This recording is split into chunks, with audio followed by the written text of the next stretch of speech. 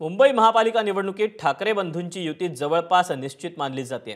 तर मनसेशी वैचारिक मतभेद असल्याने मुंबई काँग्रेस यांनी ठाकरे बंधू सोबत न जाता स्वबळावर मुंबईत निवडणूक लढवण्याचा निर्णय एक प्रकारे घेतल्याचं पाहायला मिळते। मात्र मुंबई महापालिका निवडणुकीसाठी महाविकास आघाडी मिळून निवडणुकीच्या रिंगणात एकत्रित उतरली पाहिजे आणि त्यामध्ये राज ठाकरे हे सुद्धा सोबत असावेत, यासाठी उद्धव ठाकरे प्रयत्न करणार असल्याची माहिती आहे। दरम्यान महायुती विरोधात मुंबई महापालिका निवडणूक जिंकायची असेल तर विरोधकांची वज्रमूठ आणखी घट्ट करून ताकद वाढवण्याच्या दृष्टिकोनातून उद्धव ठाकरे हे प्रयत्नशील असताना पाहायला मिळतात।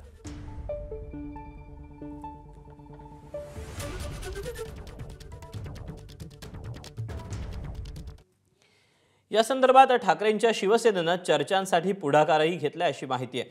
ठाकरेंच्या शिवसेनेच्या माजी बड्या नेत्यानं मुंबई काँग्रेस अध्यक्षा वर्षा गायकवाड यांना भेट घेऊन चर्चा त्यांच्यासोबत केल्याचं समजतंय। ठाकरेंच्या शिवसेनेकडून ज्या नेत्याला जागा वाटपाच्या चर्चेची जबाबदारी देण्यात आली त्यांनी ही भेट घेतल्याची माहिती समजते। काँग्रेसला सोबत ठेवून महाविकास आघाडी कायम ठेवण्यावर ठाम आहे, त्यासाठी आपली फाटाफूट झाली तर दोघांनाही तोटा होईल असा युक्तिवाद ते करतायत। इतकंच नाही तर भाजपला प्रत्युत्तर द्यायचं झालं तर विरोधकांची एकजूट राहणं फार महत्त्वाचं असल्याचंही त्यांचं म्हणणं आहे।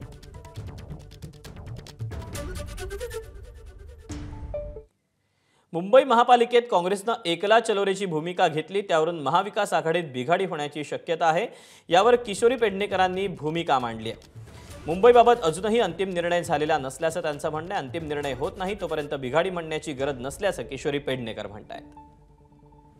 हायकमांडशी चर्चा चालू आहे, वर्षा गायकवाड ताई आहेत त्यांच्याशी चर्चा चालू आहे आणि प्रत्येक पक्ष हा जेव्हा युतीत म्हणा किंवा आघाडीत म्हणा तो तो आपला घोडा दामटवण्यासाठी फार प्रयत्नशील असतात। जर आपल्याकडे एकटं लढण्याची वेळ आली तर आपण अनेकदा एकटं लढलेलो आहोत।